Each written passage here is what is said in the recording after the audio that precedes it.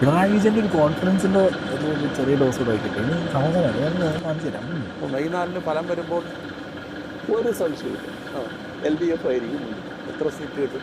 അത് നേരത്തെ ഉള്ളതിൽ കൂടുതൽ സീറ്റ് ഉണ്ട്. 100 രൂപ മേടിക്കും. നേരത്തെ ഉള്ളതിൽ കൂടുതൽ, അത് 100 നേരെ തന്നെ.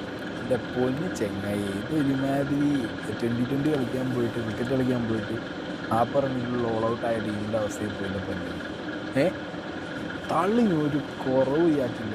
AKG സെൻ്ററിൽ നിന്നുള്ള കുറച്ച് കാഴ്ചകളുണ്ടോ പ്രത്യേകിച്ച്? വളരെ ദയനീയമായ കാഴ്ചയാണ്. രാവിലെ മുതൽ ഒരു ആളും ആരവും ഇല്ലാതെ ഇങ്ങനെ AKG സെന്റർ കിടക്കുകയാണ്.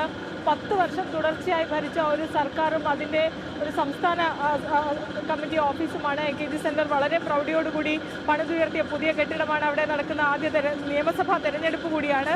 ഈ ഒരു സാഹചര്യത്തിൽ AKG സെന്ററിൽ കഴിഞ്ഞ ദിവസം തന്നെ KPCCയിൽ വർണ്ണപ്പന്തൽ, BJP ഓഫീസിൽ മോഹപ്പന്തലൊക്കെ ഉയർന്നപ്പോഴും AKG സെന്റർ ഇതുപോലെ തന്നെയായിരുന്നു, ശാന്തമായിരുന്നു. പക്ഷേ അപ്പോഴും ആത്മവിശ്വാസം കൈവിട്ടിരുന്നില്ല. പക്ഷേ 8 മണിക്ക് ഇന്ന് MV ഗോവിന്ദനും അതുപോലെ തന്നെ പുത്തലത്ത് ദിനേശിനും എത്തിയതല്ലാതെ മറ്റൊരു നേതാക്കളും ഇവിടേക്ക് എത്തിയിട്ടില്ല.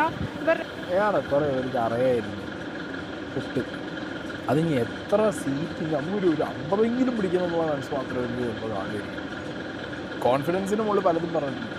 100 കിട്ടും, 110 കിട്ടും, 105 കിട്ടും എന്നൊക്കെ ഇവർക്ക് അറിയാം. ഒന്നും കിട്ടുന്നത് അതാണ്. പന്തലുമില്ല, ലഡ്ഡുമില്ല, ഒന്നും ഇല്ലാത്തൊരവസ്ഥയിൽ ഇങ്ങനെ മൂഞ്ചി തെറ്റിയിരിക്കും. പിന്നെന്താ 10 വർഷം ഭരിച്ചുകൊണ്ട് AKG സെൻറ്റർ ഇപ്പോൾ കാണുന്ന രീതിയിലല്ല. AC ഉണ്ട്, ആൾ കയറി വരുമ്പോൾ സ്ലൈഡ് ചെയ്യുന്ന ഓട്ടോമാറ്റിക് ഡോറുണ്ട്. പക്ഷെ പറ്റിപ്പോയി എന്താ പറയുക, ഇതൊക്കെ ഉണ്ടാക്കിയത് മാൻഡ്രൈക്കിൻ്റെ കാലത്തായിരിക്കും. ഇനിയിപ്പോൾ ഇതൊരു തിരിച്ചുവരവ് ഉണ്ടാവും എനിക്ക് തോന്നുന്നുണ്ട്.